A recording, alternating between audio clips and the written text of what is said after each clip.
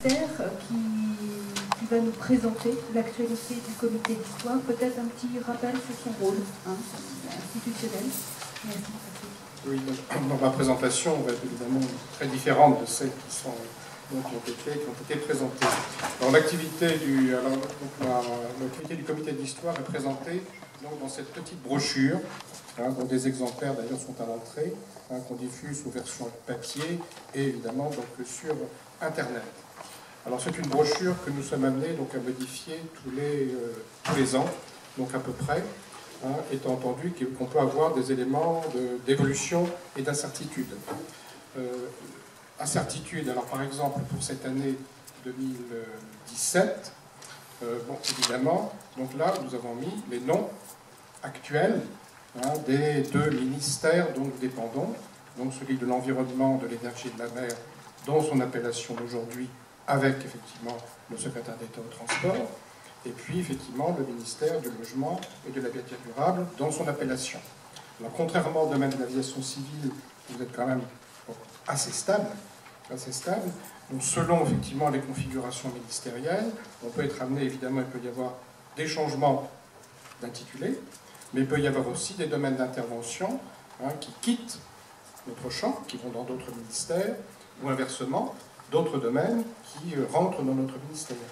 Donc, par exemple, le comité d'histoire avait été créé au ministère de l'équipement, donc il y a un peu plus de 20 ans, au milieu des années 1990, et depuis 2007, donc nous avons effectivement pris en compte les changements de configuration ministérielle en traitant de sujets de nature historique qui n'étaient pas historiquement du champ du ministère de l'équipement, c'est-à-dire tous les sujets relatifs à l'environnement, mais aussi les sujets relatifs au climat et à l'énergie.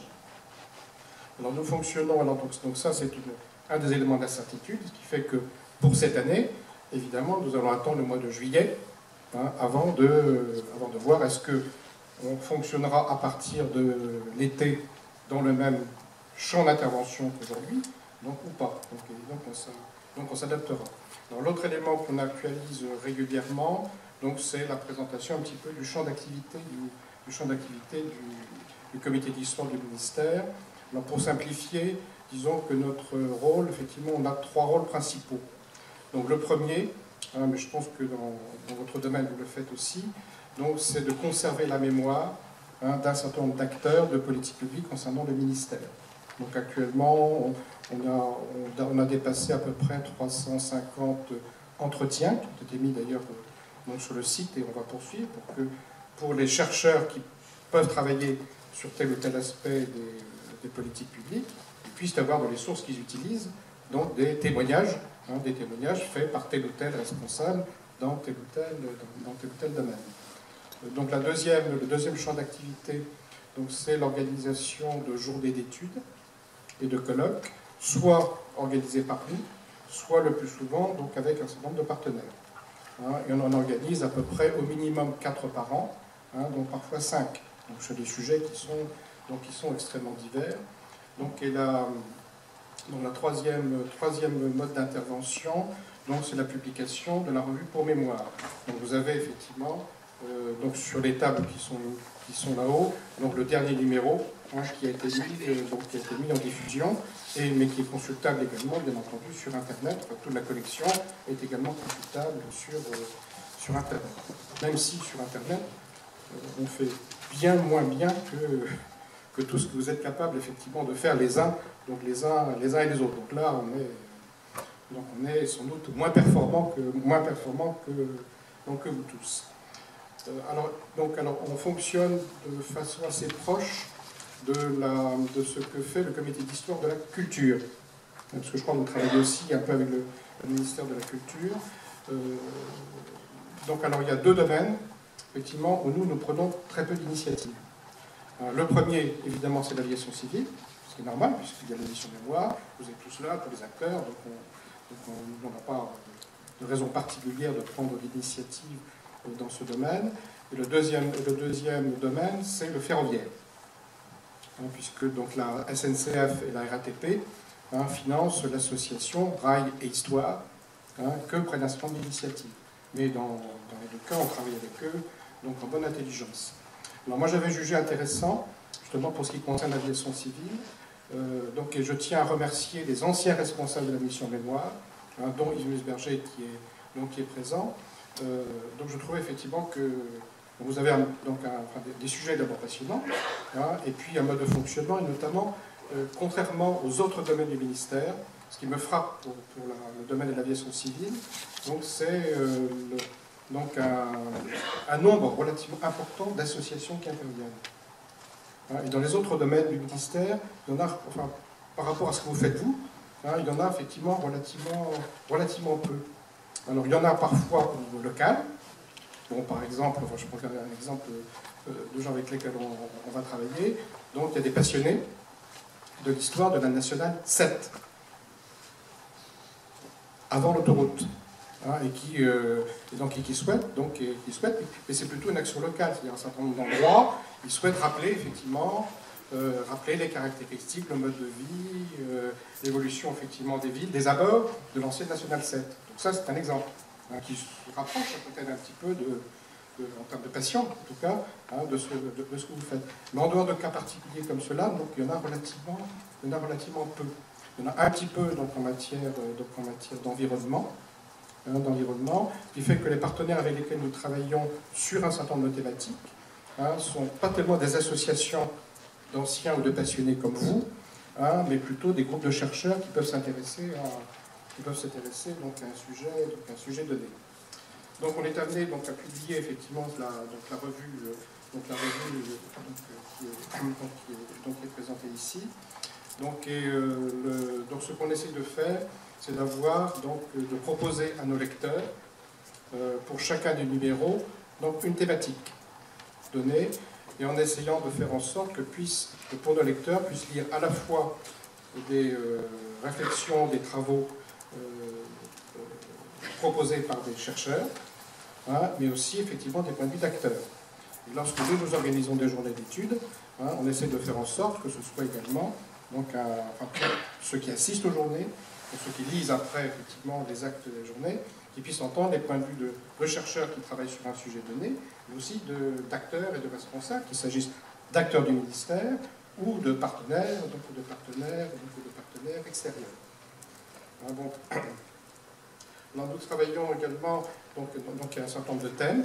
Bon, par exemple, dans la revue qui est présentée là, le thème que nous avions choisi était lié à l'actualité, puisqu'en 2016, c'était les 300 ans de la création du corps des ponts et chaussées, donc en 1716. Et donc nous avons choisi, effectivement, comme contribution au titre de l'histoire, de présenter donc, un certain nombre d'articles. Par rapport à l'aviation civile, évidemment, c'est bien, tous les articles et les sujets qui sont là sont tous, évidemment, très antérieurs à l'apparition de l'aviation civile, puisque le sujet le plus ancien concerne un article sur les ingénieurs à la fin de l'Empire romain, donc c'est quand même un petit peu loin, donc, et l'article le plus récent, alors tout est relatif, correspond à peu près à la création du ministère de l'Agriculture dans les années 1880.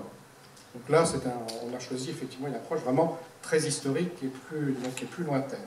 Alors, on a une deuxième partie qui correspond donc à des articles divers qui peuvent concerner l'un ou l'autre des sujets d'actualité, avec de temps en temps, effectivement, on peut avoir des articles concernant votre domaine d'intervention, mais c'est davantage à l'occasion de sujets ponctuels. Donc, par exemple, la prochaine publication qui suivra cette revue, la prochaine publication résulte d'un colloque qu'on avait organisé avec des partenaires sur les relations entre l'environnement et la santé.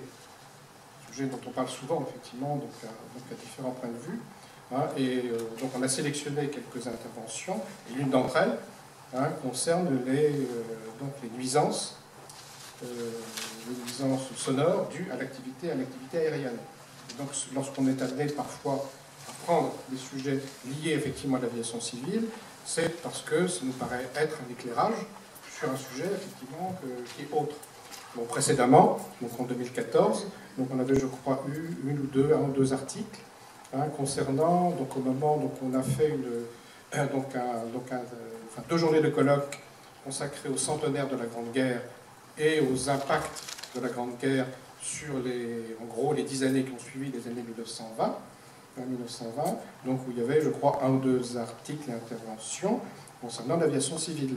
Et c'est d'ailleurs donc le fait de participer une fois par an à vos réunions qui m'a permis de trouver les contacts nécessaires avec des partenaires ici pour qu'ils puissent effectivement y contribuer.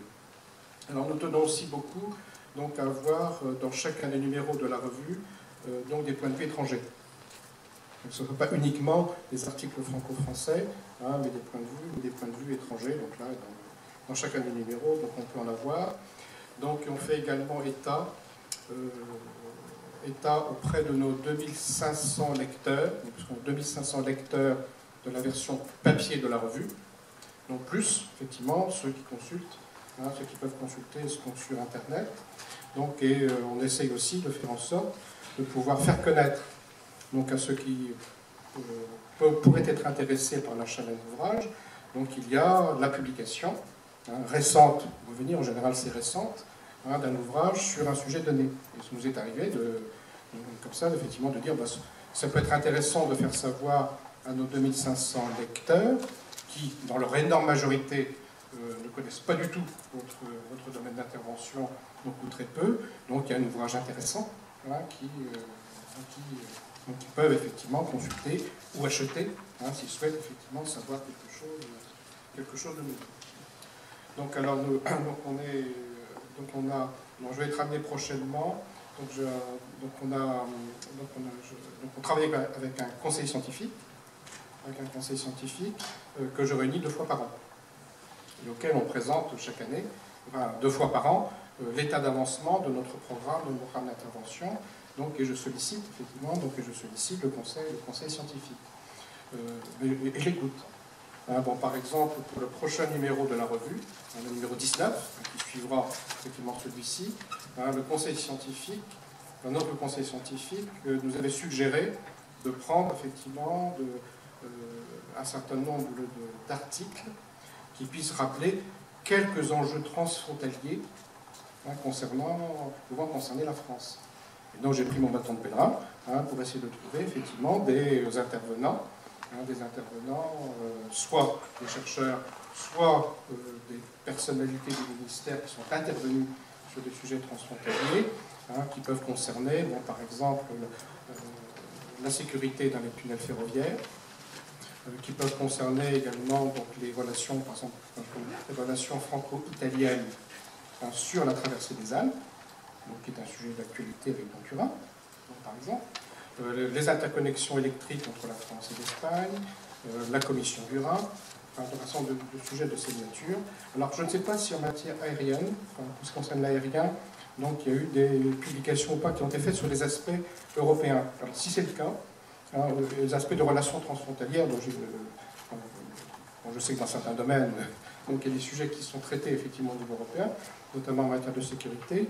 Alors si effectivement donc, il y a des publications qui ont été faites effectivement dans ce domaine-là, dans le cadre des travaux que vous avez fait ou réalisés, moi je ne verrai que des avantages à pouvoir peut-être dans un encadré rappeler que dans le domaine effectivement touchant l'aérien, ceux qui s'intéressent au sujet pourraient consulter donc un article ou une autre forme de présentation d'aspects transfrontaliers.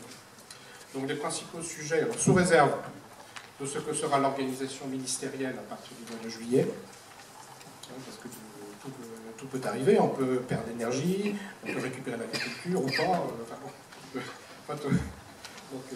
donc tout peut arriver.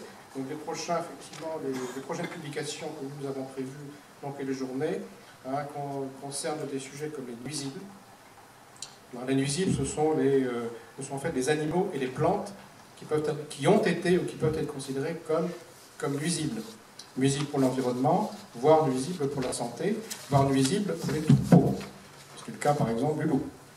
Donc de l'ours.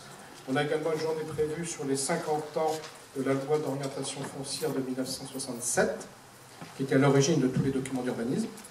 Donc on va rappeler sur 50 ans l'évolution des documents d'urbanisme.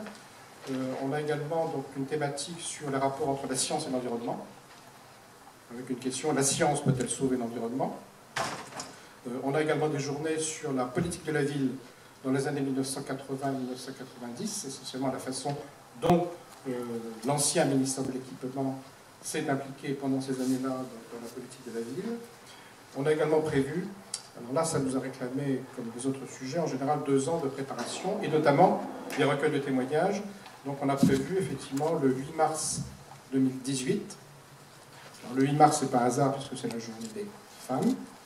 Donc on a engagé effectivement une recherche, et notre objectif c'est de réaliser une journée donc, sur l'évolution exprimée par un certain nombre de femmes, sur la place et le rôle des femmes dans nos administrations.